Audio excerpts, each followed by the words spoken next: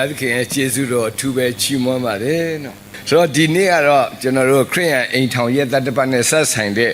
ဒေသနာကျွန်တော်ပြင်ဆင်ထားတာဖြစ်တယ်နော်ဆရာကြီးကကျွန်တော်ပြောတယ်နော်ဟေပြဲဩဝါဒစာအခန်းကြီး3အငယ်4ဖြစ်ပါတယ်နော်ခေါင်းစဉ်ကတော့ဘုရားသခင်ဥဆောင်တော်အိမ်ထောင်တဲ့ဟေပြဲဩဝါဒစာအခန်းကြီး3အငယ်4ကတော့အိမ်မြည်ဒီကတစုံတယောက်တော်သူဆောက်တော်ကြောင့်ဖြစ်၏တဲ့အလုံးစုံကိုတီဆောက်တော်သူကဘုရားသခင်ပေတည်းတဲ့ဘုရားသခင်နှုတ်ကပတ်တော်အင်မတန်မှပြည့်ဝနော်ကျွန်တော်တို့ဖတ်တဲ့အခါမှာလဲနားလည်တဲ့ကျမ်းစာဖြစ်တယ်အရန်ခက်ခဲတဲ့အဓိပ္ပာယ်တွေအရန်နဲ့နေတဲ့ဝါဟာရတွေမပါဘူးနော်ပြောမယ်ဆိုရင်အိမ်မြည်ဒီကတစုံတယောက်တော်သူဆောက်တော်ကြောင့်ဖြစ်၏ဟုတ်တယ်အိမ်တော်တစ်ခုတည်ဆောက်ရင်လည်းပဲတစုံတယောက်တော်သူဟာအစပြုတာဖြစ်တယ်အဲ့တော့သို့တော်လည်းအဲ့ဒီလူစလိုက်တဲ့အတွက်ကြောင့်မလို့အဲ့ဒီအိမ်ဟာစုံနေခြင်းတော့မရှိဘူးပေါ့နော်ဆက်ပြီးတော့မှကျွန်တော်တို့စဉ်းစားမယ်ဆိုရင်အလုံးစုံကိုတည်ဆောက်တော်သူကဘုရားသခင်ပေတည်းဆိုတော့အဲ့တော့ဘုရားသခင်ကပါလာတော့မှပဲဒီအိမ်ကအလုံးစုံပြည့်စုံသွားတာဖြစ်တယ်ဆိုတော့ကိုယ်ဆောက်တာပြည့်စုံတယ်လို့အောင်းမိတာပေါ့ဒါပေမဲ့တကယ်တော့မစုံလင်ဘူးဘုရားသခင်ပါမှဖြစ်မယ်ဒါကြောင့်ဒီနေ့ဒေသနာကောင်းစဉ်ကဘုရားသခင်ဥဆောင်တဲ့အိမ်တောင်ဖြစ်ဖို့နိုးစော်တဲ့အရာဖြစ်ပါတယ်နော်အဲ့တော့ဒီနေရာမှာအိမ်တောင်ကခရိယန်အိမ်တောင်ကဘုန်းတော်ထင်ရှားဖို့အင်တာမအရေးကြီးတဲ့အရာဖြစ်တယ်တာယာတဲ့ဘုံဗိမာန်ကလေးဖြစ်ဖို့လိုတယ်မဟုတ်တော့တခြားအိမ်တောင်နဲ့ခရိယန်အိမ်တောင်နဲ့ဘာမှမခြားမနာပဲဖြစ်ရမှာနော်ကျွန်တော်တို့တချို့အိမ်တွေမှာဆိုရေးထားတယ်ဤအိမ်ဒီခရစ်တော်ဥကောင်းဖြစ်တယ်ပေါ့နော်ခရစ်တော်ဒီအိမ်ဥကောင်းဖြစ်တယ်ဆိုမှရေးထားနော်ဒီလိုမျိုးရေးထားကျွန်တော်တွေ့တဲ့အခါအားရှိတယ်နော်တကယ်တော့ကောင်းဖြစ်လားမဖြစ်လားတော့မသိဘူးဒါပေမဲ့ရေးထားနော်အဲ့ဒီစာတန်းနဲ့သိရောင်းရတယ်နော်ကျွန်တော်လည်းတစ်ခါဝယ်ပြီးတော့ကတ်တယ်နော်ကိုစိတ်မချတော့မဝယ်တော့ဘူးနော်ဒီလိုမျိုးရေးထားနော်ဆိုတော့တကယ်ပဲခရစ်ယာန်အိမ်ထောင်ရဲ့ဥကောင်းကခရစ်တော်ဖြစ်ဖို့လိုတယ်တဲ့နော်ကျွန်တော်တို့ဒီနေရာမှာကြည့်ရင်နော်ဘုရားသခင်ဥဆောင်တဲ့အသင်းတော်ဆိုတဲ့နေရာမှာကျွန်တော်၄ခုကျွန်တော်ခွဲခြားထားနံပါတ်1ကတော့ကျွန်တော်တို့ကဘုရားသခင်နဲ့အစပြုတဲ့အိမ်တောင်ဖြစ်ဖို့လို့နော် start with Jesus နော်ကျွန်တော်တို့ဘုရားသခင်နဲ့အစပြုတဲ့အိမ်တောင်တို့အိမ်တောင်ကဘယ်သူနဲ့အစပြုလဲကျွန်တော်တို့တစ်ယောက်တည်းနှစ်ယောက်တည်းကနေစပြီးတော့မှအိမ်ထောင်ပြုတယ်ပြီးခဲ့တဲ့ပတ်ကနော်ဟိုတယ်ကြီးတစ်ခုတည်းမှာကျွန်တော်တို့သူများဖိတ်ပြီးတော့မှအိမ်တောင်နဲ့ပတ်သက်တဲ့ဩဝါဒပြောခိုင်းဒါပေမဲ့သွားတဲ့အခါမှာသူတို့သားရောသူတို့သမီးနှစ်ယောက်ပညာတတ်ပြီးတော့သူတို့နှစ်ယောက်လည်းပတ်စံရှိပြီးတော့မှသူတို့လည်းအကြီးကျယ်သူတို့မင်္ဂလာဆောင်တော့သူတို့စိတ်ထဲမှာလည်းပဲဘုရားခင်ကတိတ်အရေးမပါဘူးနဲ့တူတယ်နော်အဲ့တော့သူတို့ဘာသူပဲစကားပြောနေကျွန်တော်လည်းအကြာကြီးပြောရမှာသူတို့ကလှည့်တော့မကြည့်ဘူးဆိုတော့သူတို့အငယ်ဝါပြည်သားလည်းပဲဟိုမှာရောက်လာတဲ့ဟာပဲတွေ့ဖို့ပဲကြည်နေတော့အဲ့ဒီနေရာမှာတရားဟောရတာအဆင်မပြေဒါအဲ့ဒါနဲ့ကျွန်တော်ခက်မြန်ပဲပြောပြီးတော့မှသူများမနားထောင်လဲနေကိုပဲနားထောင်ပြီးပြန်လာပြန်ဆင်းလာတကယ်စိတ်ထဲမှာတမျိုးဖြစ်သွားရဲ့ထုံးစံရှိလို့သာနော်ဒီဓမ္မဆရာခေါ်ပြီးတော့ဆူတောင်းခိုင်းဒါပေမဲ့သူတို့ဘာဖြစ်လဲဆိုတော့အရန်စိတ်ထဲမှာငါတို့လုံနိုင်ပြီလို့တို့တော့လေအဲ့ဒါလိုအိမ်ထောင်မျိုးကြည့်တော့မစုံလင်ဘူးနော်မစုံလင်ဘူးတခါလေကျွန်တော်တို့အိမ်ထောင်မှာပစ္စံတော့အားလုံးပြည့်စုံတဲ့လူချင်းနဲ့အားလုံးရှိတဲ့အောင်မေ့မဲ့မตายရဘူးနော်တချို့အိမ်ထောင်ကမပျော်ရွှင်ဘူးတချို့အိမ်ထောင်ကကလေးမရဘူးအမျိုးမျိုးနော်ဒါကြောင့်မလို့ဘုရားခင်ဥဆောင်ဖို့အင်တာမအလိုလွန်းတယ်နော်နံပါတ်1က start with Jesus ဘုရားခင်နဲ့အစပြုဖို့ရန်အင်တာမအရေးကြီးတဲ့အရာဖြစ်တယ်။ဒီမှာကျမ်းစာထဲမှာရုသဆိုတဲ့မျိုးသမီးတယောက်ရှိတယ်မောဘပြည်သူတဲ့မောဘပြည်ကနော်သူကအစဘုရားသခင်ကိုလည်းသိတဲ့လူမျိုးတော့မဟုတ်နော်မောဘပြည်သူကအားလုံးသိပါနော်အဲ့တော့ဒီမောဘပြည်သူကယောက်ျား2ယောက်ရှိပထမယောက်ျား1ယောက်သူ့စီကိုရောက်လာတဲ့ယောက်ျားနော်မဟာလုံးတဲ့အတိတ်ပဲကတော့အင်မတန်မှခြူချတဲ့လူတဲ့နော်နာမည်ကလည်းဗမာလိုရိုးပြောတော့မောင်ခြူချပေါ့နော်အဲ့တော့သူကတော့လှပနဲ့ဒီမောင်ခြူချနဲ့သွားပြီးတော့ညားပြီးတော့မှ10နှစ်လောက်ကြာတဲ့အခါယောက်ျားသေးတဲ့အခါသူကမုတ်ဆိုးမှဖြစ်သွားနော်သူအိမ်ထောင်ကိုကြည့်တဲ့အခါမှာတော့ ကျမ်းစာထဲမှာတော့ဘလို့အစပြုလဲတော့မရေးထားဘူးနော်ဟိုကလာတဲ့တပါးမျိုးသားနဲ့ဒီကနော်သူနဲ့သူတွေ့ပြီးမှယူလိုက်ကြတယ်ဒါပေမဲ့အဲ့ဒီအိမ်တောင်ကဘုရားသခင်ရှိတဲ့နေရာကနေပြီးမှထွက်လာတဲ့အိမ်တောင်ဖြစ်တယ်အဲ့တော့ဒီအိမ်တောင်ကအဆင်မပြေဘူးနော်ဒီ10နှစ်တာတော်တွင်းမှာကလေးလည်းမရဘူး10နှစ်တော်တွင်းမှာဒီခြူကြတဲ့လူပဲပြုစုနေရနောက်ဆုံးကြတော့ဒီယောက်ျားလည်းသေရောသူ့ယောက်ခမရှိတဲ့ဘက်လင်မြို့ကိုသူပြန်လိုက်သွားဟိုရောက်တဲ့ခါမှာနောက်မိန်းယောက်ျားတယောက်ရဒီတယောက်ကတော့ဘောဇလို့ခေါ်တယ်အဲ့ဒီတယောက်နဲ့သူယူတဲ့ခါမှာအစကလေးကစလိုက်တဲ့အစကအကောင်းကောင်းမွန်မွန်ဖျားသခင်နဲ့စနှုတ်ကပတ်တော်တွေပါပြီးတော့မှသူရဲ့ဇက်လန်းကနော်လက်ထပ်တဲ့ခါမှာလက်ခါတစ်မျိုးလုံးရဲ့ကောင်းကြီးပေးခြင်းအင်မတန်မှကောင်းတယ်ကျွန်တော်တို့တမန်ကျမ်းစာထဲမှာလက်ထပ်တဲ့အကြောင်းပြည့်ပြည့်စုံစုံအဲ့ရုသဝုထုမှာတွေ့ခါလေကျွန်တော်တို့ကအိမ်တော်ပြုတာပဲနော်လက်မထိုင်လည်းပဲရပါတယ်ဆိုမှကျွန်တော်တို့သားသမီးတချို့ living together နေနော်ဒါပေမဲ့ကျမ်းစာမှာတော့လက်ထပ်ပွဲဟာဘယ်လိုအရာမျိုးလဲဆိုတာရုသဝုထုမှာဖော်ပြအဲ့တော့ဖျားခင်ပါရတယ်အိမ်တော်က2ယောက်တည်းမဟုတ်ဘူး3ယောက်ဖြစ်တယ်နော်3လုံးတင်တဲ့ကျိုးလို့ပြောတယ်အဲ့တော့ဒီနေ့ကျွန်တော်တို့ဒီသူ့ရဲ့အိမ်ထောင်ကိုပြန်ကြည့်တဲ့အခါမှာဘုရားခင်နဲ့အစပြုတဲ့အိမ်ထောင်ဘုရားခင်မပါတဲ့အိမ်ထောင်တကယ်ပဲခွဲခြားပြီးမှကျမ်းစာကကျွန်တော်တို့ပြအဲ့တော့ဘုရားခင်နဲ့တွားတဲ့အိမ်ထောင်ကနောက်ဆုံးသူတပားအမျိုးသားဖြစ်တော်လဲပဲဘုရားခင်မျက်နှာသာပေးတယ်နောက်ဆုံးသူကနေပြီးတော့မှဒါဝိမင်းကြီးကဆင်းသက်လာတာဖြစ်တယ်ဒါကြောင့်မလို့နော်ဘုရားခင်ပဖို့ရန်လို့တယ်အစပြုတဲ့အခါမှာ start with နော် Jesus ဘုရားခင်နဲ့အစပြုဖို့လို့တယ်ကျွန်တော်တို့ကရင်လူမျိုးတွေထဲမှာအင်မတန်နာမည်ကြီးတဲ့ဆရာတယောက်ရှိတယ်ဆရာကြီးဥပန်းပြေတဲ့သူကအရင်တော့နော်ခဝေးရှင်မှာသူကအတွင်းမှုလှုပ်ဖူးတယ်ပြီးတော့သူစာအုပ်တွေအများကြီးတယ်ကျွန်တော်တို့ငယ်ငယ်တော့ဆိုဥပန်းပြေသင်္ချာစာအုပ်စာအသက်ကြီးတဲ့လူတွေဆိုတော့ကြားဘူးမယ်နော်ဆယ်တန်းစာမျိုးပွဲမှာဆိုဥပန်းပြေသင်္ချာစာအုပ်စာ textbook နော်ဒါတော်တယ်အင်မတန်တော်တဲ့လူဒါပေမဲ့သူကစက်တီခံသူကအင်မတန်တော်တဲ့သူတော့ဖြစ်တယ်ဒါပေမဲ့သူကနော်မိမပိုးတဲ့နေရာမှာမတော်ဘူးတဲ့ဒါကြောင့်မလို့သူအသက်40လောက်ရောက်တဲ့အချိန်မိမမရဘူးတဲ့အဲ့တော့သူကဒီပညာရေးမှာတော့တော်တယ်တခြားနေရာမှာအလုံးတော်တယ်မိမမရှာတတ်ဘူးဒါကြောင့်သူမိဘတွေကဟာငါတို့သားတော့ဒီလောက်အသက်ကြီးပြီနော်မိမမပေးဆိုင်တော့မဖြစ်တော့ဘူးအဲ့တော့သူကသူရှာလည်းမရဘူးဒါကြောင့်မလို့သူကတော့ရန်ကုန်မှာနေတယ်ဟိုးပသိယနေပြီးတော့အပြူမချောတယောက်ပို့လိုက်နော်ပို့လိုက်တော့ရောက်လာတာပေါ့ရောက်လာတဲ့ခါကျတော့ဒီဟာမင်းယူရမယ့်လူပဲသူဝန်းတာတယ်ဘာဖြစ်လဲဆိုတော့ကိုကမှရှာလို့မရပဲနော်ကြည့်လိုက်တဲ့ခါမှာမိဘရဲ့ကျေးဇူးလည်းပဲမနှဲဘူးပေါ့နော်လှပသူတွေ့တော့မင်းတို့သဘောကျရလားသဘောကျတယ်ပေါ့ဟိုကလည်းဟိုတောသူမလေးကလည်းပဲအပြူမလေးကလည်းပဲဟာတကယ်ကိုပညာရှင်ကြီးနဲ့သူရမယ်ဆိုတော့သူလည်းဝန်းတာတာပေါ့နှစ်ယောက်လုံးသဘောတူတယ်လက်ထပ်ပေးကြအဲ့ဒီအလုံးမှာပဲလက်ထပ်ပေးပြီးတဲ့ခါမှာသင်္ဘောစီးပြီးတော့မိဘတွေကပြန်သွားနှစ်ယောက်ထဲကြံခဲ့တယောက်လည်းနာမည်မသိသေးဘူးလက်တော့ထပ်ပြီးတခါမှလည်းမတွေ့သေးအခုမှတွေ့အဲ့တော့ဒီနှစ်ယောက်ကအိမ်ကလည်းတခန်းပဲရှိတာပေါ့ရန်ကုန်အိမ်ဆိုအဲ့ဒီခန်းထဲမှာနှစ်ယောက်နေကြနော်မင်္ဂလာဥညဘယ်နဲ့လုပ်ရပါမလဲနော်တခါလေဒီမင်္ဂလာဥညမှာဒီမင်းကလေးကတော့အပြူမဖြစ်တော့သူကလည်းတောသူမလည်းဖြစ်တော့ရှစ်တခါလေပိတ်ကြီးနဲ့စောင်းကြီးနဲ့သူ့ကိုသူပတ်ထားပြီးမှကတိပေါ်မှာခေါင်းမီးချုံပြီးအိတ်နေရောအဲ့ဒီအခန်းထဲမှာစောင်းကလည်းဒီတစ်ထည်ပဲရှိကတိလည်းဒီတစ်လုံးပဲအိတ်ရလည်းဒီတစ်ခုပဲသူကလည်းအဲ့ဒီနားမှာသွားအိတ်ရမှာတတိမရှိဘူးနော်မအိတ်ရဘူးပြဿနာအကြီးကျယ်တဲ့ကြာတော့သူထိုင်လို့မနိုင်တော့ဘူးဆောင်းတွင်းလည်းဖြစ်ချမ်းလာပြီဒီဆောင်ကအတူတူခြုံရမယ်စာဒီဒါမဲ့ဒီမိမအကုန်လုံးသူ့ကိုသူလည်းပတ်ထားပြီးမှသူကငြိမ်နေခါကြသူစဉ်းစားတယ်ဒီပု္ပ္ပာကဖြေရမယ်ပု္ပ္ပာပဲနော်ဒီနေ့ညမှာတော့ဒီပု္ပ္ပာမဖြေတော့မဖြစ်တော့မဖြေသူကအေးပတ်တော့မယ်လေအဲ့ခါကျတော့သူကဘယ်လိုလုပ်ရမလဲစဉ်းစားလို့မရဘူးသူသားနှိုးကြည့်တယ်ညီမလေးမထဘူးနော်အိတ်ချင်ဟန်ဆောင်နေတာပေါ့သူလည်းအပြူဘွားဆိုတော့ဒီနေ့ပဲအိမ်အောင်ကြတော့မယ်ဆိုကြောက်လို့နေမှာပေါ့နော်အဲ့လိုမျိုးအရန်ကြောက်တဲ့အခါမှာသူကစဉ်းစားတယ်ငါဘယ်လိုလုပ်ရမလဲ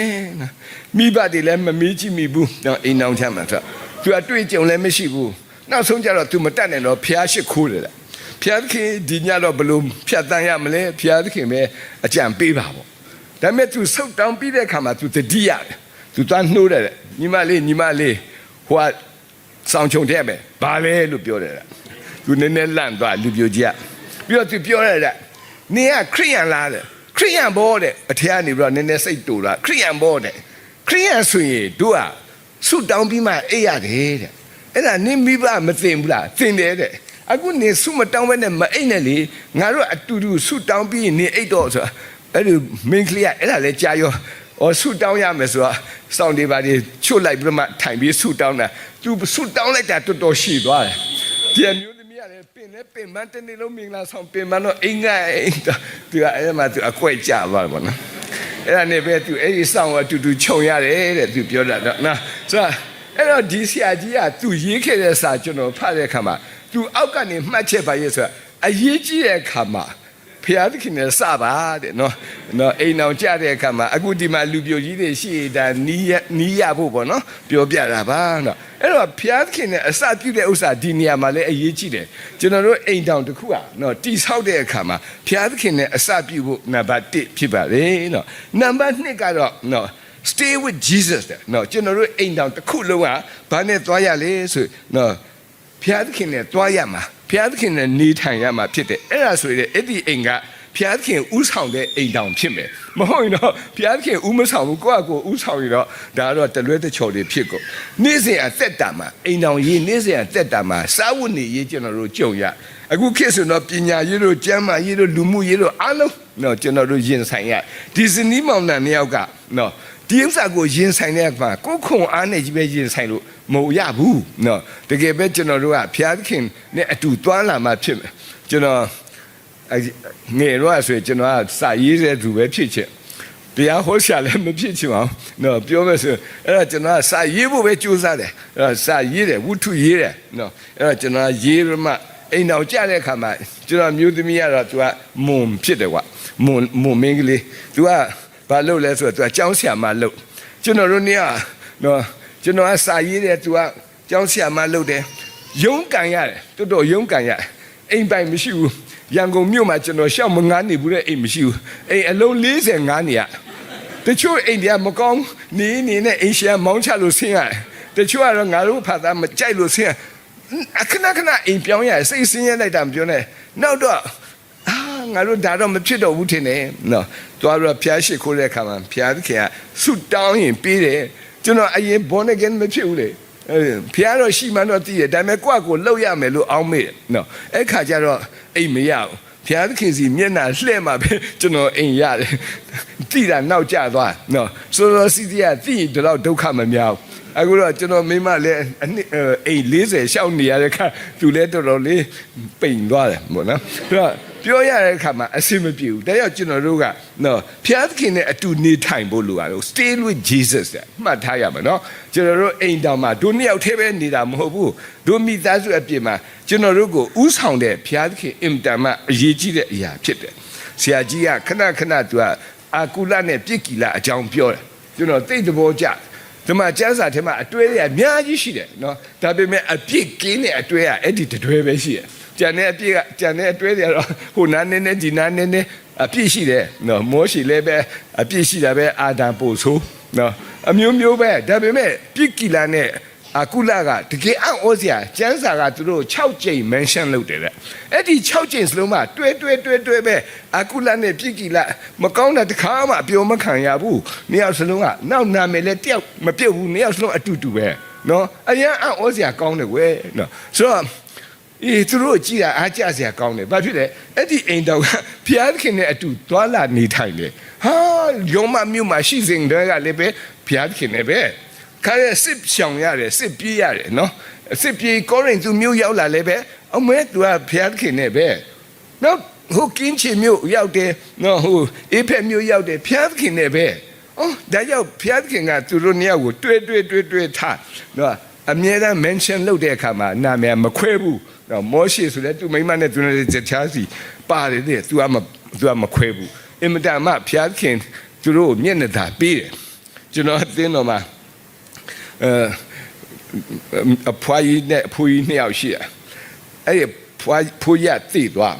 သိလဲတွေ့ရောကျွန်တော်တို့ကသွားပြီးတော့မှ funeral မှာသွားပြီးတော့သိကြမယ်လုပ်တဲ့အခါမှာအဖွားကြီးကဗာပြောတယ် ငါယောက်ျားကြက်ကြက်ဝုံဝုံကြိုက်တယ်တဲ့ခေါင်းကြီးကြီးလောက်ပါတဲ့မဟုတ်ဘူးဒီလောက်ရပြီလေဆိုမရဘူးတဲ့ကြီးကြီးလောက်ပါတဲ့သူကဘယ်တမဲ့သူကလည်းသူစိတ်ဆန္ဒလည်းဟုတ်တယ်သူလည်းပက်ဆံပေးတယ်ဆိုတော့လက်သမားအေးအဲ့ဒီဖွဲ့ကြီးစိတ်တိုင်းကြတာလောက်ပါဆိုခေါင်းကြီးကြီးလောက်တယ်တွင်းကိုလည်းအကြီးကြီးတူးပါတဲ့ဟောအေးတူးရတယ်နော်နောက်တစ်ခါနော်ဂူပေါ့နော်အပေါ်မှာဂူလည်းကြီးကြီးလောက်ပါတဲ့ကျွန်တော်တော့ဘာမှမပြောဘာဖြစ်လို့လဲသူတလောက်တော့ကြီးချင်တယ်နောက်ကျွန်တော်တို့သွားတဲ့ကြိုတဲ့အခါမှာနေပူတဲ့အချိန်မှာသူ့ယောက်ျားကိုသူကကြည်ပြီးတော့မှအကိုရဲ့ကိုရင်ရဲ့တဲ့ကျမကိုလည်းခေါ်သွားပါလားအဲ့လိုငိုတယ်ကျွန်တော်ကလည်းဩဒါတခြားလူလည်းဒီလိုပဲငိုနေကြတော့ဘာမှမဖြစ်ဘူးအောင်မေးတာငိုပြီးတော့ပြန်မထလာဩသူကသူဝန်းနေလို့ဆိုမှဒီသင်းဦးဆရာလည်းအားကြည်နေတာပေါ့နော်ကြည်ကောင်းကောင်းနဲ့ကြည်နေတာ9မိနစ်လောက်ကြာတော့မထတော့ဟေးနေသိပူပြီးတို့မြန်မြန်သင်ကြိုရအောင်အဲ့ဒီဖွားကြီးထုတ်လိုက်ပါသွားပြောတယ်ကွာသွားလဲထုတ်လိုက်ရောအဲ့ဒီဖွားကြီးအသက်မရှိတော့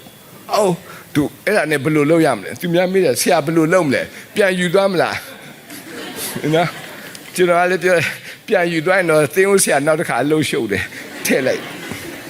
အရင်အော်ဆရာကောင်းတယ်နော်အဲ့ဒီ funeral ကိုကျွန်တော်ရောက်တဲ့ဒီခါလေးအဲ့ဒီနှစ်ယောက်ထည့်တာအတော်ပဲနော်ကူလည်းအတော်ပဲတခါမှမကြုံဘူးဒါပေမဲ့အလုံးသိတဲ့အတိုင်းပဲအလူငွေတော့တခါပဲရတယ်လေအမှန်တော့နှစ်ယောက်ဆိုတော့နှစ်ခါရမှာပေါ့ဒါတခါပဲရနော်ဒါပေမဲ့အနစ်နာခံလိုက်ပါတယ်နော်ပြောချင်တာအဲ့ဒီလိုမျိုးအတွဲမျိုးကျွန်တော်တို့ယူရမှာတကယ်ရှိခဲ့တယ်အရန်ချစ်ပြီးတော့မှသူတို့ဖျားခင်ကဘလောက်တောင်မှသူတို့ကိုတက်တည်ဖြစ်စေတယ်ဒီနေ့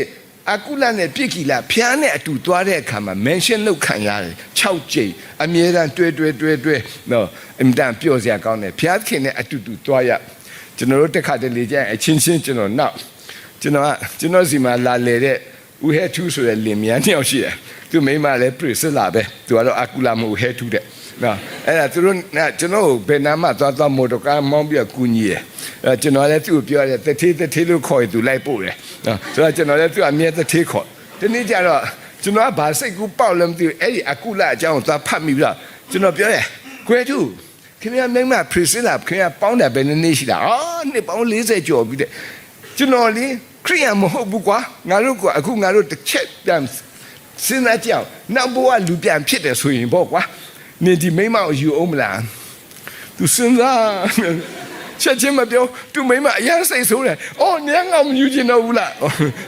မယူချင်တော့ဘူးလားဆိုပြန်ပြောဖို့တော်ခက်တယ်ဒါပေမဲ့ကျွန်တော်တို့ကဒီလိုတော့မဟုတ်ပါဘူးနော်ခရိယံဖြစ်တဲ့အခါမှာတော့အမြဲတမ်းအတူတူသွားရတဲ့အရာအဲ့ဒီအတူတူအပြည့်မှာထပ်ပေါင်းရတာကတော့ stay with Jesus ဖြစ်ပါလေဖျားသခင်နဲ့အတူတူသွားဖို့ရန်ဖြစ်ပါတယ်နော်ဒီနေရာမှာကျွန်တော်တို့လောကမှာသွားတဲ့အခါမှာအခက်အခဲလည်းဖြစ်တယ်လို့တစ်ခါမှလည်းအင်တန်မှပင့်ပန်းတယ်စုံစမ်းခြင်းလည်းကြုံရတဲ့အခါမှာတယောက်ကိုတယောက်ကျွန်တော်တို့ကနားလည်နော်အဲ့ဒီအပြင်မှာတယောက်ခွင့်လွတ်နိုင်ဖို့ဘယ်သူကအရေးကြီးလဲဆိုကျွန်တော်တို့ကြားထဲမှာသခင်ယေရှုရှိဖို့သူနဲ့အတူသွားတယ်ဆိုရင်တော့ကျွန်တော်တို့ရတာဖြစ်တယ်ခဲရင်းတဲ့အချိန်မှာလည်းဘုရားခင်ဂတိတော်တွေရှိတယ်နော်လှန်နံတော်နဲ့တောင်ဝေးတော်အဖြစ်ချမ်းသာပေးမယ်တဲ့နော်ဘယ်လောက်ကောင်းတဲ့ဂတိတော်လဲလှန်နံတော်ကတော့ကျွန်တော်တို့အိမ်တောင်ရဲ့ရန်သူတွေကိုကာကွယ်ပေးမှဖြစ်တယ်နော်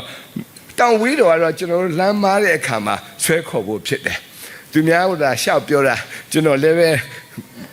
ကျွန်တော်အိမ်တောင်လည်းပဲတစ်ခါသခင်ယေရှုကိုမေ့သွားနော်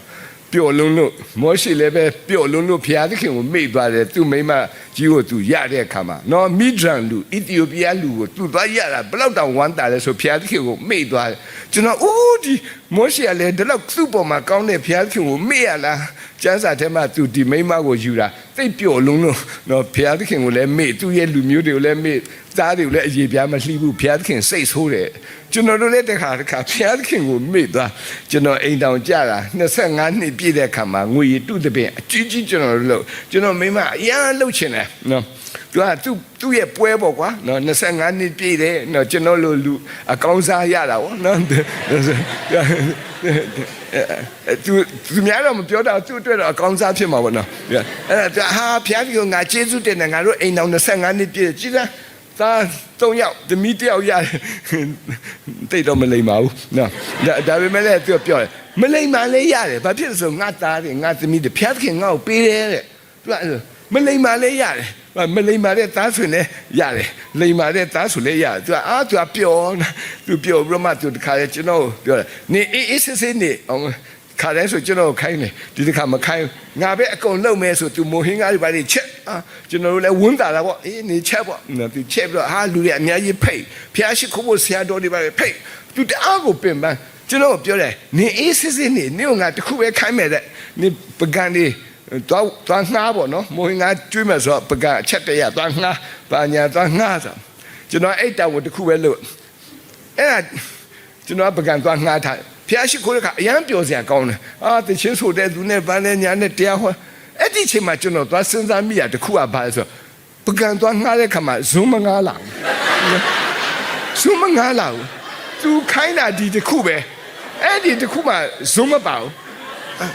အဲ့မှာကျွန်တော်ဝေါ်ရီဖြစ်သွားပြီနော်ကျွန်တော်စိတ်ထဲမှာတရားဟောတာလည်းမကြားတော့နော်ငါဒါဘလို့ဖြည့်ရှင်းတယ်သူကဒီပွဲအတွက်သူကလမ်းနဲ့ချီပြီးသူစ조사ခဲ့တာလေသူကအရန်လက်အဟာမရှိအောင်သူကဆီယာမကြီးပြီးသားဆိုတာသူကသေချာပြင်ဆင်တာလေကျွန်တော်ကိုခိုင်းတာဒီတစ်ခုပဲအဲ့ဒီတစ်ခုမှကျွန်တော်ပကံတော့ငှားလာတယ် zoom မေ့သွားနော်ဒါပေမဲ့မိုဟင်ကဒီတိုင်းလက်နဲ့နှိုက်စားလို့မရဘူးလေမရတဲ့ခါကျတော့ပြဿနာကြီးတယ်ကျွန်တော်အဲ့မှာကျွန်တော်မျက်နှာပြက်သွားပြီဘာဖြစ်အပြစ်လုပ်ထားပြီသူကကျွန်တော်ဘေးနားမှာထိုင်တယ်မိမတွေကစာမတိုင်နေမယ်နော်သူတို့ယောက်ျားမျက်နှာသိပ်ဖတ်တတ်တယ်အဲ့ဒါတော့တကယ်ကျွန်တော်တကယ်အံ့ဩတာဘာမှမပြောဘဲနဲ့သူကကျွန်တော်မျက်နှာကြည့်တော့နေပါဖြစ်လေဘာမှဖြစ်ဘူးလို့ဘာမှမဖြစ်ဘူးပြောပေမဲ့ကျွန်တော်မျက်နှာမကောင်းတော့မဟုတ်နေတခုခုဖြစ်နေတယ်မဟုတ်လားကိုမဆရာတရားဟောနေမဖြစ်ပါဘူးလို့နင်ဖြစ်နေတဲ့တခုခုမဖြစ်ဘူးဖះရှိခိုးပါဒါပေမဲ့ကျွန်တော်စိတ်ထဲဒုက္ခပဲဒါဘယ်လိုမှဖြေရှင်းလို့မရဘူးနော်အခုဖះရှိခိုးလေတရားဟောတယ်တိုးမတိုးနော်တိုးလေကိုတရားဟောတာရှိရင်တော့ကိုလိုက်ပြီးတော့မှရှာဖွေလို့ရအောင်မယ်အခုမရတော့ဘူးနော်ဟာဆူတောင်းတဲ့ဆရာလည်းတိုးပဲဆူတောင်းပြန်တယ်ဒုက္ခနော်ကျွန်တော်အဲ့ချိန်မှာအရန်ကိုသောကများပြီးတော့မှကိုတော့မှဒီမိမကိုကြောက်သွားပြီကျွန်တော်တစ်သက်လုံးမကြောက်ဘူးအခုကြောက်ပြီနော်ကြည့်ပြီးတော့မှသူကကျွန်တော်ကိုကြည့်တဲ့မျက်နှာကိုကျွန်တော်ကြောက်နေဟိုဘက်လွှဲနေရတယ်ဆက်ပြငါပဲလှည့်စားမှမလှည့်ဘူးလို့ဘာဖြစ်ဆိုကျွန်တော်ပြဿနာဇူးဘယ်မှာရှာမယ်အဲ့တော့ဖျားရှိခိုးတဲ့ကြာအဲ့ဒီ25နှစ်မြောက်တာဆရာဘာဟောလဲကျွန်တော်မသိဘူးနော်ဘာဆူတောင်းလည်းမသိဘူးကျွန်တော်သိတာဇုံးပဲပြဿနာကြည့်တယ်နောက်ဆုံးကျတော့နေတခုခုဖြစ်နေပြီတဲ့ငါ့ကိုပြောစမ်းမပြောဘူးကျွန်တော်စိတ်ထဲမှာဘလို့စူးစမ်းတယ်နောက်ဆုံးကျွန်တော်တတိရတာပါဆိုအိုးဖျားသခင်ကျွန်တော်တော့ဇုံးမရှိဘူးနော်တော့ဒီလောက်တီတီမမကိုဖျားသခင်ကိုပြောတာအားတော့နာတယ်နော်ဒါပေမဲ့ဒါကျွန်တော်တို့အရေးကြီးနေပြီဖျားသခင်ကျွန်တော်တော့ဇုံးမပါဘူးနော်အဲ့ဒါဘယ်လိုလုပ်ရမလဲဒီမိုဟင်ကကိုဇုံးမပါကျွန်တော်မိမလည်းကျွန်တော်သတ်တော့မယ်နော်အဲ့ဒါဖျားသခင်မဆာပါကျွန်တော်ဒါပဲဆုတောင်းတော့တယ်ဆုတောင်းရုံကလွယ်လို့ချမ်းသာတတ်နိုင်လားမတတ်နိုင်တော့ဘူးဖျားသခင်ဇုံးပို့ပေးနော်ဇုံးပို့ပေးပါဇုံးကလည်းတစ်ချောင်းနှစ်ချောင်းလို့အချောင်းတက်ရလို့လားကျွန်တော်အရာစိတ်ဆင်းရဲပြီးတော့ဖျားသခင်ပဲကျွန်တော်ဆုတောင်းကျွန်တော်မျက်လုံးမိတ်တော့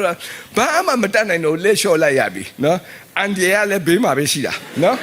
ဆိုတော့ဖျားသခင်ကကျွန်တော်ကြည့်နေပြီးတော့ဖျားရှိကိုပြီးတော့ကျွန်တော်မျက်နှာမကောင်းလိုက်နှုတ်ဆက်တော့နှုတ်ဆက်ပါတယ်သူများက happy anniversary ဒီမှာဘယ်လိုလုပ် happy နိုင်မလဲဒါနဲ့ကျွန်တော်ပြောလာတဲ့နှစ်ပကံနေချတယ်ပကံနေချကျွန်တော်ပြောတယ်မိမစိတ်မဆိုးနဲ့နော်ဘာလုပ်ထားတယ်ငါဇုံးမိခဲ့တယ်အဲ့ဒါလည်းပြောကိုယ့်အကိုလည်းသူထုတော့မယ်ဆဲတော့မယ်ဆူတော့မယ်ဆိုတော့ကျွန်တော်သိနေပြီလေသူများရှေ့မှာမပြောလဲသူများပြန်လာနဲ့ကျွန်တော်ကြိတ်တော့မှာပေါ့အရာအားငယ်သွားတယ်အဲ့ဒီ25နှစ်ပြည့်ကျွန်တော်တို့မင်္ဂလာနှစ်ပတ်လေကျွန်တော်ဘယ်တော့မှမမေ့ဘူးတကယ်ပဲအကုန်လုံးကျွန်တော်ကြိုးကြည့်ပြီးတော့ငါအရာမှားသွားတယ်လို့နေမှားလိုက်တာငါကောင်းမနာထောင်ပကံတော့ပါတယ်ဇုံးမိတ်သွားတယ်သူကပါကြငါသိတယ်တဲ့နင့်ကိုခိုင်းဘယ်တော့မှအဆင်ပြေမှာမဟုတ်ဆိုတာသိလို့တဲ့ငါဇုံးဝယ်ထားတယ်ဟာဆိုကပြောပါလားဆိုတော့သူကျွန်တော်ကိုခိုင်း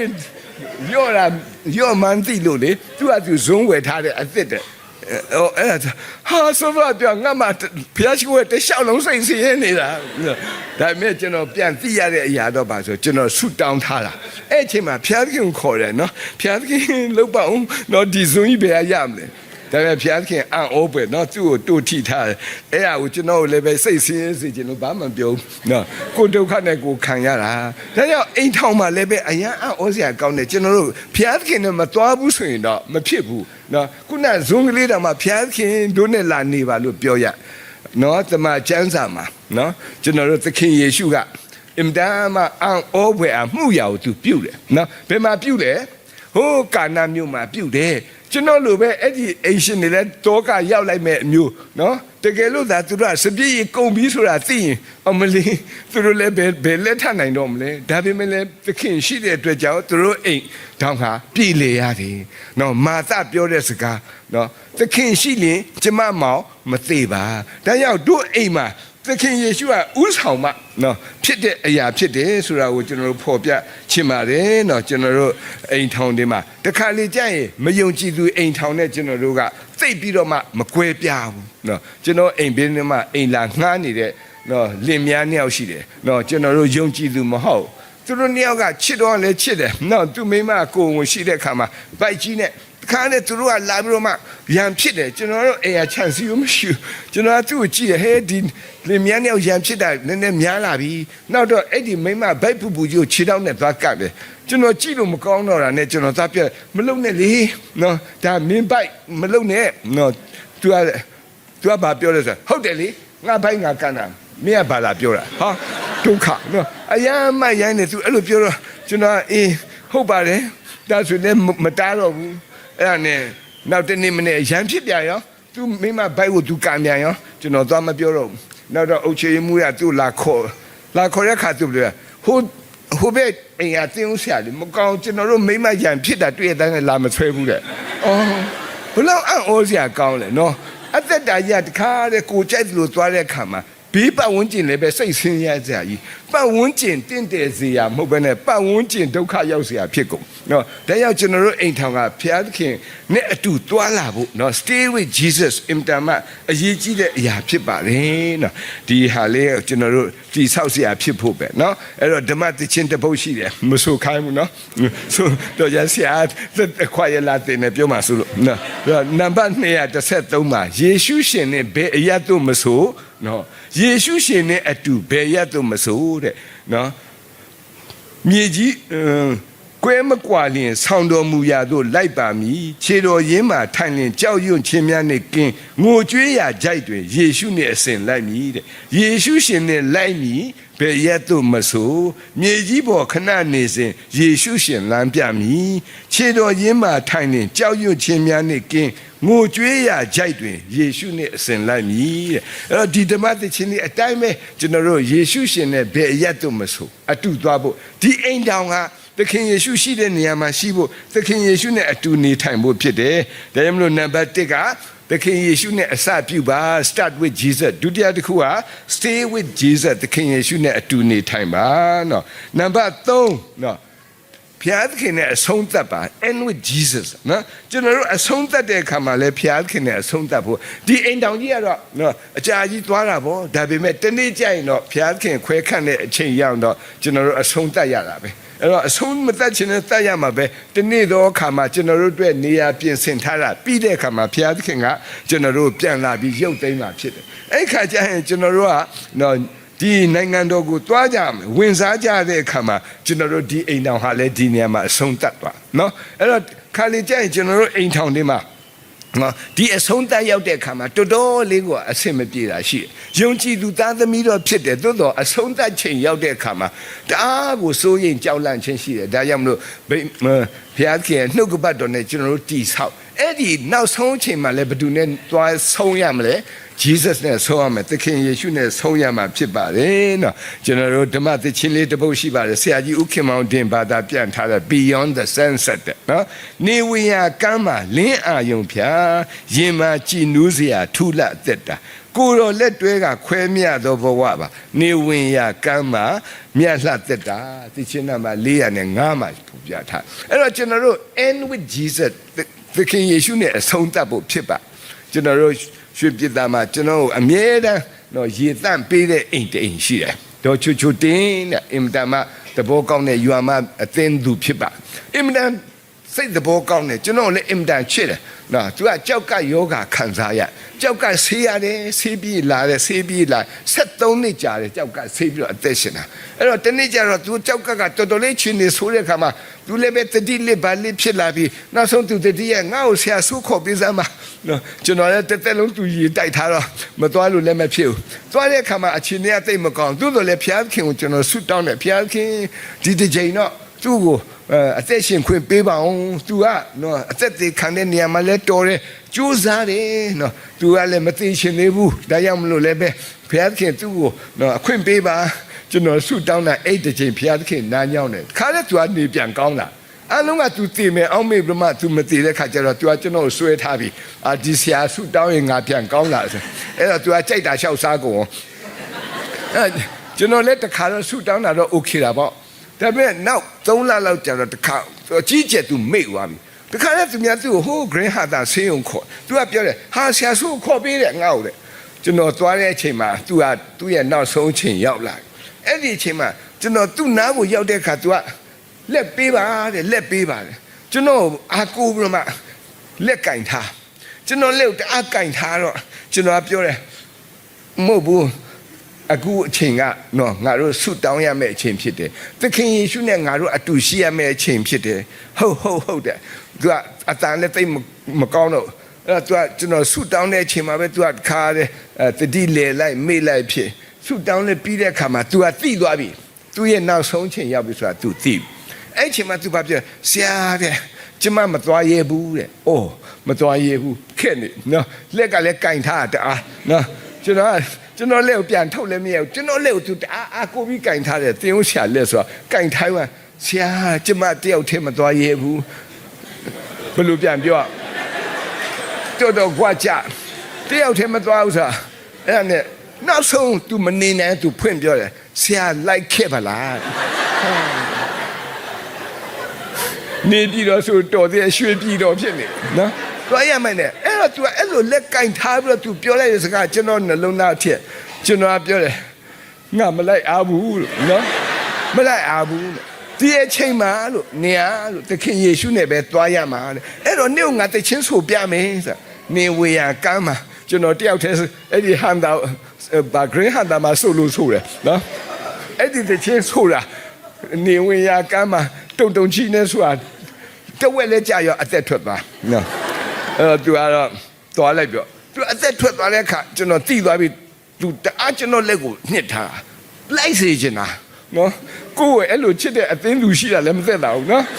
ဆရာတို့ဘယ်လိုလုပ်မလဲအဲ့ဒါသူကဘယ်လောက်တောင်ဆရာကိုချစ်လဲဆိုလိုက်ခဲ့ပါတယောက်တည်းမသွားရဲဆိုတာတော်ကွာကြနော်နေပြည်တော်ဆိုတော်သေးတယ်ရွှေပြည်တော်ဆိုမကိုက်အဲ့နဲ့ကျွန်တော်လက်ပြန်ထုတ်တဲ့အခါမှာသူဘယ်လောက်တောင်ဆုတ်ထားပြီးအသက်ထွက်သွားဆိုကျွန်တော်လက်ပြန်ထုတ်လို့မရဘူးသူကတဖြည်းဖြည်းအေးလာပြီလေဒီလက်ကပြန်ထုတ်လို့မရဒီတခါတော့သူ့ရဲ့ဒုက္ခမဟုတ်ကျွန်တော်ဒုက္ခဖြစ်သွားလာတဲ့ next မှာလေးလာသူကပြာခတ်တဲ့သူခါမျက်လုံးလာဖြဲကြည့်တယ်ကျွန်တော်ပြောငါလက်ထုတ်ပေးစမ်းပါအေးထုတ်ပေးမယ်ထွက်သွားပြန်ရောဟာဒီအခန်းထဲမှာသူနဲ့ကိုပဲရှိရလေသူကဒီလက်ကြီးကင်ထားပြီးတော့မှလက်အေးနဲ့ဆုပ်ထားတော့ကိုကထုတ်လို့မရကျွန်တော်တော်တော်စိတ်ညစ်တာနိုင်ဝက်ကြတယ်အဲ့ဒီဒုက္ခခံတော့အဲ့ချိန်မှာသူ့လည်းသတိမြတော့ကျွန်တော်လက်ထုတ်ရေးပဲအရေးကြီးနောက်တယောက်လာပြန်ရောကျွန်တော်ပြောဟေးခဏနေဦးငါလက်ကိုဆွဲပေးပါဦးဆိုအေးလုပ်ပေးမယ်ထွက်သွားပြန်နောက်ဆုံးဆရာဝန်ကြီးလာတော့ကျွန်တော်မတက်နိုင်ဘူးသူ့ရဲ့ uniform ကိုဆောက်ထားတယ်လည်းဝတ်မလို့ဘာဖြစ်တာလဲကျွန်တော်လည်းထုတ်ပေးနေပြောအဲ့ဒါမှနောက်ဆုံးသူတို့မနေခွာတဲ့ခါမှာကျွန်တော်လက်ကိုပြန်ထုတ်တယ်ကျွန်တော်စိတ်ထဲမှာအခုတည်းကြောက်တုံးမယ်နော်ပြောမယ်ဆိုတကယ်ပဲနိုင်ဝက်လောက်ကြီးသူကင်ထားတာနော်သူကင်တော့ဆုတ်ထားတာဘာဖြစ်လဲကျွန်တော်ကိုလိုက်စေချင်လို့သူ့ကိုကျွန်တော်လိုက်မပို့တော့တခြားဆရာပဲသွားပို့တာနော်အရန်ချစ်တာအဲ့တော့ကျွန်တော်တို့ end with Jesus လို့ပြောဘယ်သူနဲ့ပဲကျွန်တော်တို့ end လုပ်ရမှာလဲသခင်ယေရှုနဲ့ပဲ end လုပ်ရမှာသင်ဦးဆရာကိုမခွန်နဲ့နော်ဘုရားသခင်နဲ့သွားရမှာနော်ဘာဖြစ်လဲဆိုတာဒါကလည်းအင်တာအရေးကြီးတဲ့အရာဖြစ်တယ်ကျွန်တော်တို့အသက်တာမှာဒါကြောင့်မလို့ကျွန်တော်တို့အိမ်တောင်တွေကိုတတိပြုတ်ခြင်းနဲ့ရနံပါတ်1ကျွန်တော်တို့က start with Jesus နံပါတ်2က နော်ကျွန်တော်တို့က stay with Jesus နံပါတ်3က end with Jesus နော်ဒီ3ခုကကျွန်တော်တို့အင်တာမအရေးကြီးတဲ့အရာဖြစ်တယ်နော်ကျွန်တော်နံပါတ်4တစ်ချက်လည်းပြောချင်တယ်တကယ်တော့ဒီလောက်နဲ့ဆိုရပါပြီဒါပေမဲ့နံပါတ်4တစ်ချက်ကကျွန်တော်ခံစားရတာပြောချင်တာမနေ့ကတနေ့စံတင်တော့ကျွန်တော်ပသိမ်မြို့မှာသွားတယ်ပသိမ်မြို့မှာသူတို့ဖျားရှိခိုးတော့ကျွန်တော်ကိုခေါ်ဖိတ်ခရိယန်အိမ်တော်နေပါလောက်တာပျော်စရာကောင်းတယ်ဟာခရိယန်အိမ်တော်ရှင်နေပျော်တာဟာတခါလေလင်မယားတွေလည်းပြန်ပြီးတော့ renew တွေပါပြန်ဖြစ်ပေါ့အာဝါတွေပါပေးကြပေါ့နော်တချင်းတွေပါဆိုကြပေါ့ကြည့်လိုက်တဲ့အခါအားလုံးပျော်တယ်အဲ့ထဲမှာတယောက်ကမပျော်ဘူးသူကစိတ်မကောင်းသူတို့သားမီးနှစ်ယောက်ကအဲ့လေကျွန်တော်သားမီးနင်တို့ကဘာတူတယ်လဲဆိုအော်ကျမမမှတ်မိဘူးလားမမှတ်မိဘူးလို့အာနာနာနဲ့ပြောတော့ကျမကတဲ့ဒီပိုးကင်တင်းတော်ကအတင်းဦးဆရာကျော်ဆိုးလာရဲ့ဇနီးပါတယ်ဟာစိတ်မကောင်းတကယ်တော့ကျွန်တော်တို့ဂျူနီယာပဲเนาะအင်တန်ချစ်ဆရာကောင်းတဲ့ပိုးကင်ဆရာသူအသက်ခံရပြီးမကြဟိုမနစ်ကပေါ့เนาะစိုက်ကလူလို့သူတည်သွားသူများသူရဲရဲဆက်ဆက်တက်သူငငယ်လေးပဲရှိသေးတယ်ဒါပေမဲ့သူသမီးကလေးနဲ့သူမိမကြံခဲ့တယ်ဟာသူများတဲ့ခရိယန်အိမ်ထောင်လုပ်တဲ့အခါမှာဒီနေ့ကမပျော်တော့ဘူးဘာဖြစ်လဲပို့ပြီးတော့မှစိတ်မကောင်းပေါ့ခရိယန်ဖြစ်တဲ့အတွက်ကြောင့်လာတော့ဘုရားရှိခိုးတယ်တို့ကသူများတွေခရိယန်အိမ်ထောင်ပျော်ရွှင်ပွဲပြောတဲ့အခါမှာသူတို့နှစ်ယောက်ကအယမ်းခံအဲ့မှာကျွန်တော်မှုတ်ဆိုးမတွေကြည့်ပြီးတော့မှစိတ်ထဲမှာမပျော်ဘူးအဲ့ဒါနဲ့ကျွန်တော်ပြောကဲအခုလာဘုရားရှိခိုးတဲ့မှာမှုတ်ဆိုးမတွေဘယ်လိုရှိတယ်အမလေးတပုံကြီးပဲထားလာနော်မှုတ်ဆိုးမတွေအများကြီးပဲထားလာနင်တို့ပျော်လားဆိုဘယ်ပျော်မလဲတဲ့ဘာဖြစ်လို့လဲဆိုငါတို့ကမုတ်ဆိုးမဖြစ်သွားပြီခရိယန်အိမ်ထောင်လို့ပြောတဲ့ခါငါတို့မစုံလင်တော့ဘူးဟာအဲ့ဒါကြားတဲ့ခါငါတို့ခရိယန်အိမ်ထောင်လုပ်တဲ့ခါမုတ်ဆိုးမတွေလည်းငါတို့တတိယဖို့ပေါ့နော်သူတို့ရှိမှငါတို့အယမ်းပျော်ရွှင်ပြီးတော့မှသူတို့ကတော့ကျွေနေဆိုတော့မကြိုက်သေးဘူးဆိုတော့ငါတို့ဒါတော့မှားနေပြီဒါကြောင့်မုတ်ဆိုးမတွေလည်းပဲကျွန်တော်နည်းနည်းအားပေးချင်နော်တကယ်ပဲကျွန်တော်တို့လိုအပ်ပါတယ်နော်ကျမ်းစာထဲမှာမုတ်ဆိုးမဆိုတဲ့စကားကိုဖျားခင်ကမုတ်ဆိုးမအယောက်80တောင်ဖော်ပြနော်ကျမ်းစာထဲမှာမုတ်ဆိုးမအယောက်80တောင်မှာအဲ့မုတ်ဆိုးမတွေကအလုံးသင်ခန်းစာတွေပဲရှိတာကိုကျွန်တော်တို့တွေ့ရနော်အရန်အံ့ဩစရာကောင်းတဲ့လောကကြီးမှာနော်ဖျားခင်ရဲ့နော်ဒါသမီးတွေဂျားထဲမှာလည်းအမျိုးမျိုးသောအတွေ့အကြုံအိမ်တောင်တွေမှာတွေ့ရတယ်ဒါကြောင့်ခရိယန်အိမ်တောင်ကရိုးရိုးမဟုတ်ဘူးကျွန်တော်တို့အရာရာစဉ်းစားပြီးတော့ကျေးဇူးတော်ကိုချီးမွမ်းနိုင်ဖို့လိုတယ်ဖျားပုံမှာကျွန်တော်ရောက်တယ်မနေ့ညအဲ့ဒီအရာအကြီးတန်တဲ့မိမတယောက်သွားတွေ့ဘယ်တော့တောင်ရည်တန်လဲဆိုရှိဘာမှမပြောသူသူရည်နေပြီနော်အဲ့တော့တရားမဟောရဘူးနော်သူကဘာပြောသူရည်နေပြီအဲ့ကျွန်တော်ကဘာဖြစ်လို့ဒီလောက်တောင်ရည်လဲဆိုကျမမရည်ငိုမိပါတဲ့အိုးဘာဖြစ်လို့ငိုချင်တာလဲဆိုလွန်ခဲ့တဲ့နှစ်ပတ်ကပဲသူ့ယောက်ျားဆုံးသွားတယ်အခုခရိယန်အိမ်ထောင်လာတဲ့အခါမှာကျမရည်မဖြစ်မယ်သူ့ကိုသူအာတင်ထားတယ်သူများတို့ကြည့်လိုက်တဲ့အခါမိသားစုပျော်ပျော်ရွှင်ရွှင်တချင်းဆိုတယ်အဲ့ဒါကျွန်တော်မေးတယ်နင့်ယောက်ျားဘာဖြစ်လို့တည်သွားတာလဲငငယ်လေးရှိသေးတာကြောင်ကြိုက်လို့တည်တယ်တဲ့ဟေးဖျား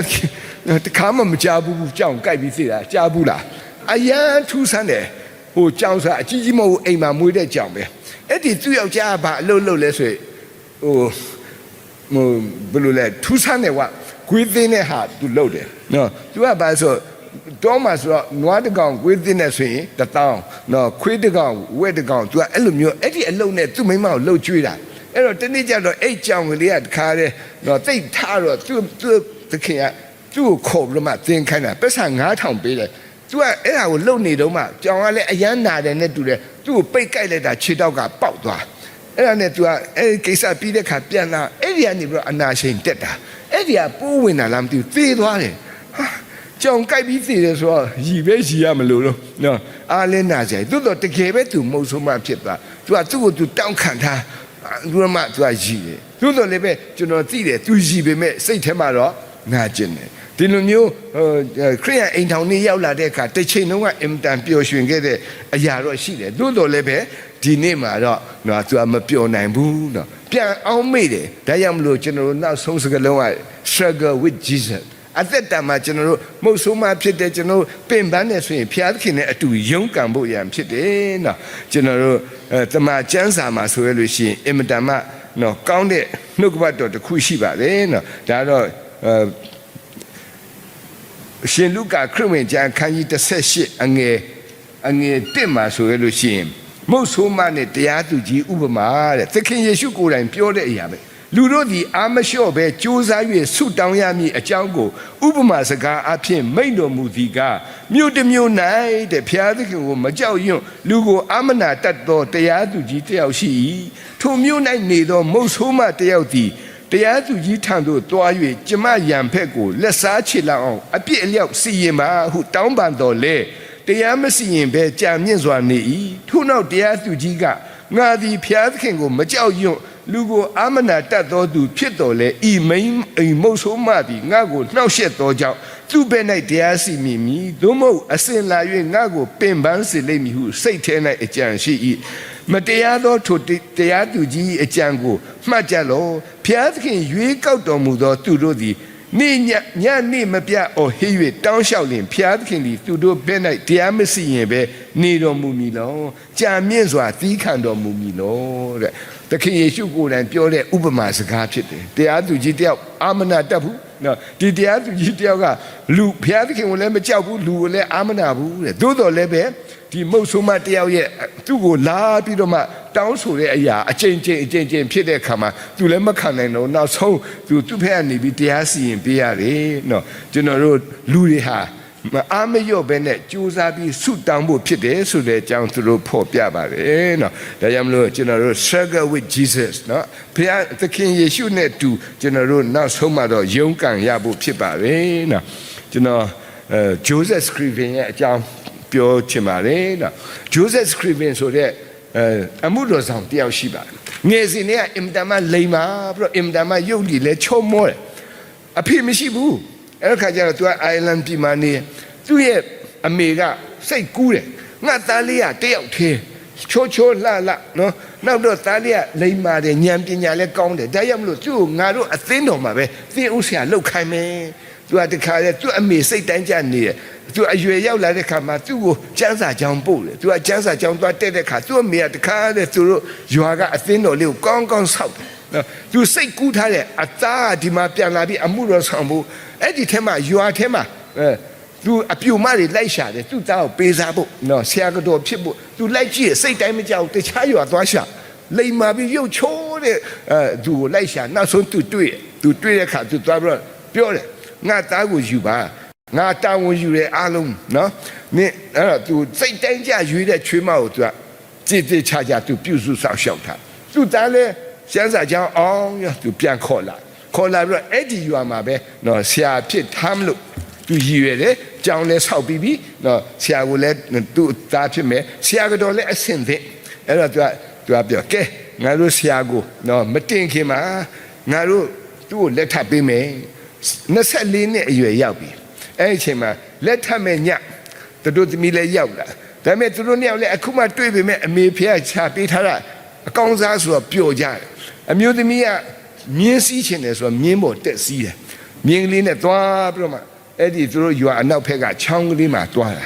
မမျော်လင့်ပဲနဲ့အဲ့မြင်းကခြေချော်သွားခါတဲ့အဲ့ချောင်းလေးကိုကျသွားတာခုနသူတို့သမီးလောင်းရောမြင်းရောကျသွားသူကြည့်နေတာရင်းနဲ့ပျောက်သွားမတွေ့ရတော့နောက်တနေ့မှအလောင်းပြန်ပေါ်လာအဲ့ခါကျတော့ဒီနေ့လက်ထရမယ့်နေ့မှာဘာနေ့ဖြစ်သွားလဲဆိုဒီအမျိုးသမီးကိုသင်ကြူတဲ့နေ့ဖြစ်တယ်အရာစိတ်ထဲမှာထိခိုက်တယ်သူထိခိုက်တာထက်သူ့အမေလည်းထိခိုက်သူအမေရဲ့စီမံကိန်းကြီးပြတ်သွားတယ်သူကလည်းအဲ့ဒီရွာမှာမနေချင်တော့ဒီတိတ်ဟောင်းနေကြောက်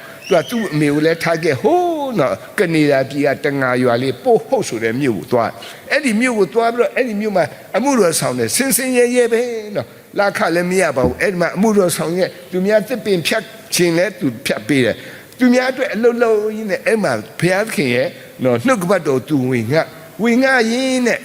နောက်ထပ်9နှစ်6နှစ်လောက်ကြာတဲ့ခါအဲ့လက်ဆိုတဲ့ main ကလေးတယောက်သူသွားတွေ့အဲ့ဒီရွာသူပဲအသင်းသူသင်သားတယ်လည်းပြောတယ်ဟာငါတို့ဆရာကိုမိမပေးစားရမယ်အင်တန်တော်တဲ့ဒီကလေးကအင်တန်လိမ္မာတဲ့ငါတို့ရွာမှာအချောဆုံးပဲဆရာကတော်ဖြစ်ဖို့ထိုက်တန်နေခါရဲသူ့ကိုပေးစားဖို့လုပ်သူလည်းဝန်တာတယ်ဘာပဲဖြစ်6တွေ့နေတဲ့သစ်6ပင်ကြီးအခုအရွက်တရွက်ရွက်ပြန်ထွက်တာတခါလေလက်ထခါနီး2ပတ်လောက်ကြာတဲ့အခါမှာအားလုံးချင်းချိုက်ထားပြီးပြင်ဆင်ထားပြီးအဲ့ဒီအမျိုးသမီးကအေးမိတယ်အေးမိရလဲချောင်းဆိုးအေးမိချောင်းဆိုးမကြခင်မှာပဲလက်ထပ်ဖို့3ရက်အလိုမှာတေးသွားဟာသူအသေးကနှခါကွဲသွားပြီနော်သူကနှခါဒုက္ခများသွားပြီနော်လက်ထပ်ခါနီးကြမှာမိမတေးကုန်တော့သူ သူကလည်းမဟုတ်ဆိုးမှုလည်းမဟုတ်ဘလူဟာလည်းမဖြစ်ဘူးသူအရန်စိတ်ဆင်းရဲသွား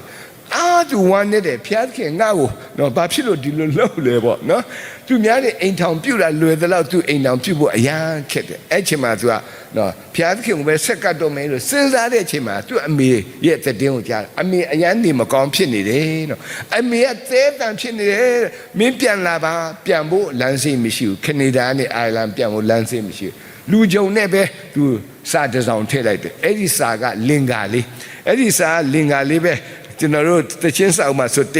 196မှာသူကပါထားတဲ့အရာငါတို့ပြည့်နဲ့ဝမ်းနေခြင်းများခံရမိတ်ဆွေယေရှုရှိတဲ့ဆုတောင်းခြင်းဖြင့်ထံတော်ခြင်းကခွင့်သည်အံ့ဘွယ်ဖြစ်ပြီးဒီလင်္ကာလေးကိုသူရေးပြီးတော့မှသူပို့လိုက်တယ်သူအမေကဒီစာရွက်ကလေးကိုရတဲ့အခါအင်တန်မှကြည်နပ်တယ်သူသေဆုံးတဲ့အချိန်မှာသူ့လက်ထဲမှာဒီစာရွက်လေးကိုင်ထားအသင်းတော်ကလူတွေကလာကြည့်ပြီးဟာဒီစာရွက်လေးကသိကောင်းတာပဲဒီကြပြလေးကသိကောင်းတာပဲဘသူရေးတာလဲသူ့သားရေးပို့တဲ့စာဖြစ်တယ် Joseph Scriven တဲ့နောက်ဆုံးကြတော့ဒီလင်္ကာလေးကတခြင်းဖြစ်ပြီးကျွန်တော်တို့ယုံကြည်သူတွေတကယ်ခွန်အားယူစရာဖြစ်တယ်တချို့လူတွေများဒီသခြင်းကိုဘလောက်နှစ်သက်လဲဆိုသူတို့ရဲ့နောက်ဆုံးချိန်မှာတောင်မှဆိုတဲ့အထိသူတို့ကတော့အားယူရတဲ့သခြင်းဖြစ်ပါတယ်အခုဟိုးကနေဒါပြည်ပုတ်ဟုတ်မြို့ကိုရောက်ရင်ရုပ်ထုကြီးတစ်ခုရှိတယ်အဲ့ဒီရုပ်ထုကြီးကဘယ်သူရုပ်ထုလဲဆို Joseph Scriven ရဲ့ရုပ်ထုပဲနော်ဓမ္မသချင်းစာအုပ်တအုပ်လုံးမှာအကျော်ကြားဆုံးလို့ပြောရတဲ့မိတ်ဆွေယေရှု you what a friend we have in Jesus ရေးထားတဲ့သူရဲ့ရုပ်ထုကြီးနော်နှခါမိမယူမလို့လုပ်တယ်ဒါပေမဲ့တခါမှမရနော်နောက်ပြီးတော့လည်းအမေကိုလည်းပဲနောက်ဆုံးချိန်မှာအာမပေးရအောင်သို့တော်လည်းပဲအမေနဲ့တကွကြံတဲ့သူတွေအားလုံးတကယ်ပဲ struggle လုပ်ရတဲ့အချိန်မှာနော်ဆိုရတဲ့သခြင်းကိုသူရေးထားခဲ့တယ်ဒီနေ့ကျွန်တော်တို့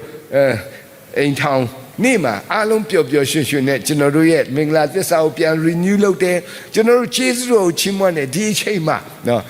တကယ်ပဲမိမိရဲ့အိမ်ထောင်ဖက်တွေကြောင်ကြိုက်လို့ပဲတည်တည်ဘာကြောက်ပဲတည်တည်နော်မုတ်ဆိုးမှဖြစ်ရတဲ့သူတွေမုတ်ဆိုးဖို့ဖြစ်ရတဲ့သူတွေကြံရစ်တဲ့အသက်တာမှာ struggle လုပ်ပါဘယ်သူနဲ့လုပ်ရမလဲ with Jesus ဖြစ်တယ်ဒါကြောင့်မလို့ဒီနေ့ကျွန်တော်ရဲ့ဒေသနာကတော့၄ခုပါပဲနံပါတ်1ကတော့ start with Jesus ဖြစ်ပါတယ်ဒုတိယတစ်ခုကတော့ဒီအိမ်တော်က stay with Jesus နံပါတ်3က struggle with Jesus နဲ့နောက်ဆုံးမှာတော့ end with Jesus ဖြစ်ပါတယ်เนาะကျွန်တော်တို့ကြားနာတဲ့သူပုံမှာဖျားခြင်းကောင်းကြီးရှိပါစေ